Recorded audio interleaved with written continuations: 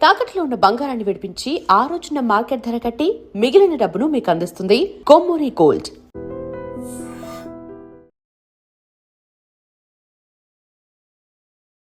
క్రికెట్లో థ్రిల్లింగ్ మ్యాచ్లు ఎన్నో ఉంటాయి. చివరి బంతి వరకు నువ్వా నేనా అనేలా సాగిన మ్యాచ్లు ఎన్నో చూసుంటాం. కానీ 2016 టీ20 వరల్డ్ కప్లో ఇండియా బంగ్లాదేశ్ జట్ల మధ్య జరిగిన లీగ్ మ్యాచ్ ఇచ్చిన కిక్ మాత్రం ఏ మ్యాచ్కు సాటి రాదు.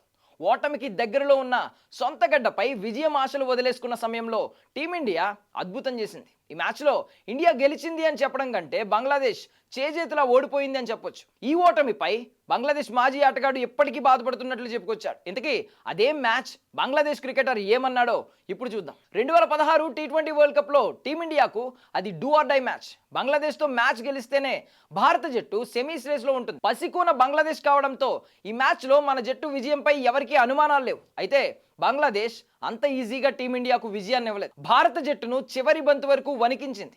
ఇండియాను దాదాపు ఓటమి దగ్గరకు తీసుకెళ్లి తమ సొంత తప్పిదాలతో మూల్యం చెల్లించుకుంది. ఈ మ్యాచ్లో మొదట బ్యాటింగ్ చేసిన భారత జట్టు నిర్ణీత 20 ఓవర్లలో బంగ్లా బౌలర్ల దెబ్బకు కేవలం 146 పరుగులు మాత్రమే చేశారు. అయితే ఈజీ టార్గెట్ ఉన్న బౌలర్లు అద్భుతంగా రాణించడంతో మ్యాచ్ ఉత్కంఠకు దారితీసింది. చివరి ఓవర్లో 11 పరుగులు చేయాల్సి వచ్చింది. ఈ దశలో అనుభవం లేని హార్దిక్ పాండ్యాకు మహేంద్ర సింగ్ ధోని బంతినిచ్చాడు.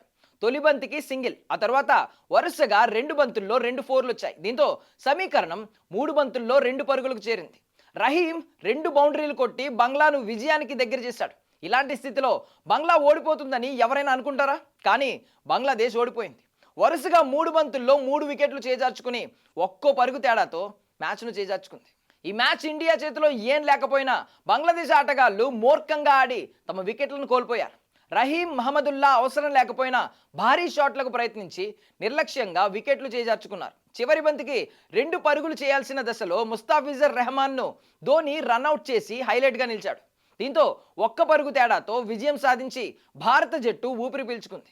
ఈ మ్యాచ్ బంగ్లాదేశ్ క్రికెట్లో ఒక చేదు జ్ఞాపకమని, ఈ మ్యాచ్ ఇప్పటికీ తమ జట్టును బాధిస్తుందని బంగ్లాదేశ్ మాజీ క్రికెటర్ మహమ్మదుల్లా అప్పటి విషయాలను గుర్తు చేసుకున్నాడు. ఈ మ్యాచ్లో ఓటమిని తాము ఇంకా నమ్మలేకపోతున్నామని, తనకు ఇంకా ఈ ఓటమితో బాధపడుతున్నారని ఈ వెటరన్ ప్లేయర్ చెప్పుకొచ్చాడు. అంతర్జాతీయ క్రికెట్కు రిటైర్మెంట్ ప్రకటించిన సంవత్సరం తర్వాత మహమ్మదుల్లా తన విచారాన్ని తెలిపాడు.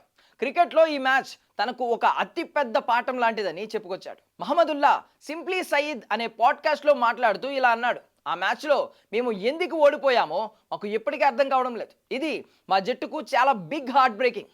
ఈ ఓటమి గుర్తొస్తే చాలా కష్టంగా ఉంటుంది. మా జట్టంతా గ్రౌండ్లోనే ఏడ్చాం. హోటల్కు తిరిగి వస్తున్నప్పుడు కూడా మా కంట్లో నీరు ఆగలేదు. నేను, ముష్ఫికర్ రెహమాన్ అందరికంటే ఎక్కువ బాధపడ్డాం. విజయం దగ్గరకు వచ్చి ఓడిపోయినందుకు మా స్టాఫ్ కూడా ఏడ్చారు. కానీ వ్యక్తిగతంగా ఈ మ్యాచ్ నా జీవితాన్ని మార్చేసింది. ఆ సమయంలో మనం ఒక్క బౌండరీ కొడితే గెలుస్తామని నేను అనుకున్నాను. నిజం చెప్పాలంటే అదొక తెలివి తక్కువ పని అని ఈ బంగ్లా సీనియర్ తన బాధను పంచుకున్నాడు. ఈ మ్యాచ్పై మహమ్మదుల్లా అనుభవాలపై మీ అభిప్రాయాలను కమెంట్స్ రూపంలో తెలియజేయండి.